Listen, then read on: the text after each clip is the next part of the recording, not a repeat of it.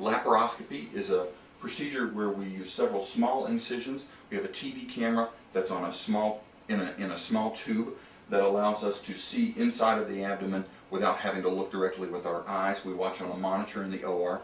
We fill the abdomen up with carbon dioxide while you're asleep, and we use several other small ports to introduce small thin instruments that allow us to grasp and manipulate and divide and sew bowel, or to for the lap band we can place the band in through one of those ports and then sew it into place without having to make a big incision.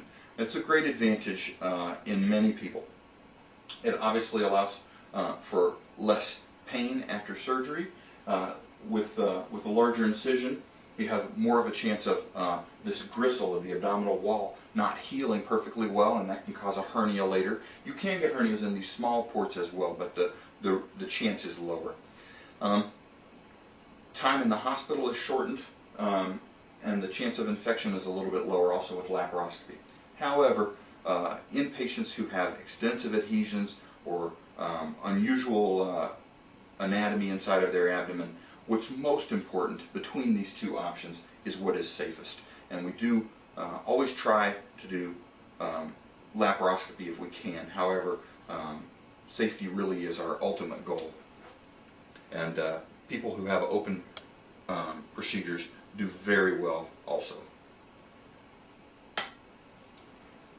One of the difference, one other similarity between the two is there's no difference in the weight loss, and very little difference beyond about 3 months in terms of the mobility, your ability to move or do activities. Like I mentioned here, open surgery may be safer for certain patients if they have tremendous number of adhesions, or if it's a reoperation. It certainly is a larger scar, and there is more of a risk of wound infection or hernia. The longer recovery time is only usually a couple of extra days in the hospital, and the pain difference is not tremendous. Obviously, they are both operations, and so you may be a little quicker to oral pain medications with laparoscopy, but you still have to take some. The advantages of laparoscopy really are just that it is less invasive and a little shorter hospital stay.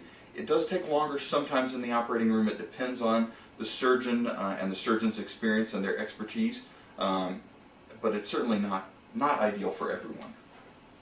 And that is where we work together as a team and talk about these issues, and certainly also where at some point you do have to trust our judgment in the OR to do what is right for you if we go in and find something that's surprising. There's always a possibility of conversion to open with any procedure, whether it's gallbladder, appendix, hernia, or what have you.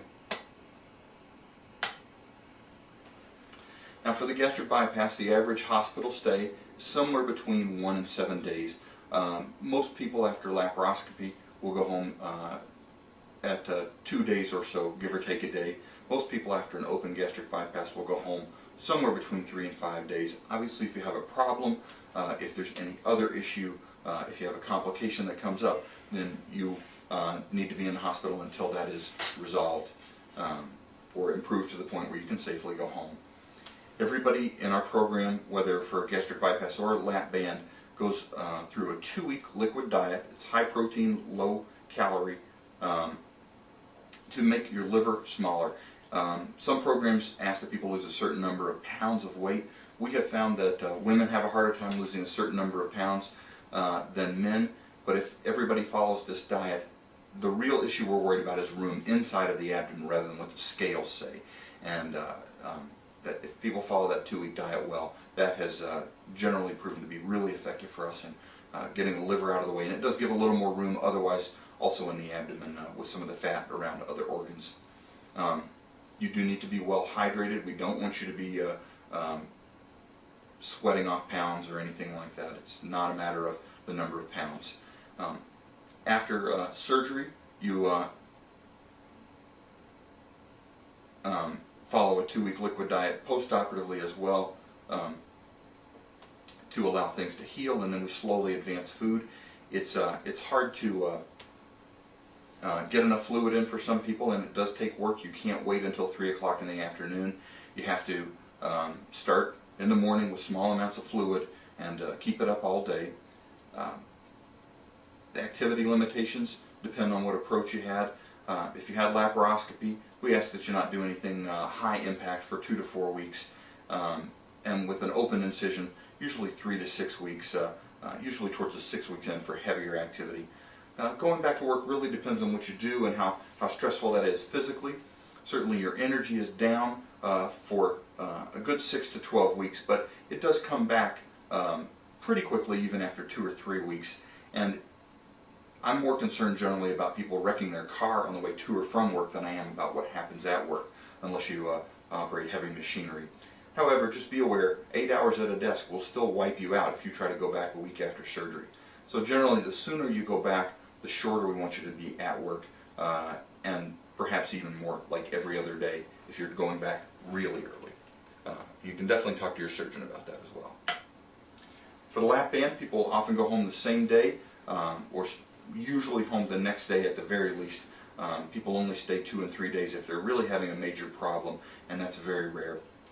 We do get an x-ray to just get a baseline to see where the band is in case you have a later complication. Usually the band will move a little bit if there's a problem. Everybody does the 2-week pre-op diet for liquids, again for the liver size, and then post-operatively you're a little more liberal in terms of the types of liquids you can have because you don't have dumping with the band. But we do want people to be on a mechanical liquid diet just to let the band seat into place and heal. Healing is very important for both these operations, obviously. Activity limitations are a little bit more liberal. Certainly, your body's still going to tell you what to do. It's very rare for somebody to go out and really, truly overdo it because your body sends you pretty good messages, unless you're not listening. Back to work is quicker as well. Post-operative issues for both procedures. Obviously, pain control is important, first of all for your comfort, but also so that you can get up out of bed and move when you're at home, so that you can take a deep breath, which you don't normally do as deeply if you have uncontrolled abdominal pain. Nausea is very common after both of these operations. Some feeling of nausea is common for even 6 months with gastric bypass, but certainly vomiting is not common. And we do give people anti-nausea medications after lap band to prevent them from retching. After a gastric bypass, if you're having true nausea that's uncontrollable, we want you in the ER, so we don't give people anti-nausea medications after gastric bypass because if it's to such a point that you're really throwing everything up, we need to assess you. Walking is important. It doesn't mean for exercise. It's mainly just to prevent blood clots in your legs and to get your body up in an upright position so that your lungs work better. And that's about 3 minutes every 3 hours. You don't have to overdo it. More is not better for that. But you don't want to be just totally bedbound at home. The incentive spirometer is a little breathing coach machine, a little pipe that encourages you to take deep breaths so that you reduce the risk of pneumonia.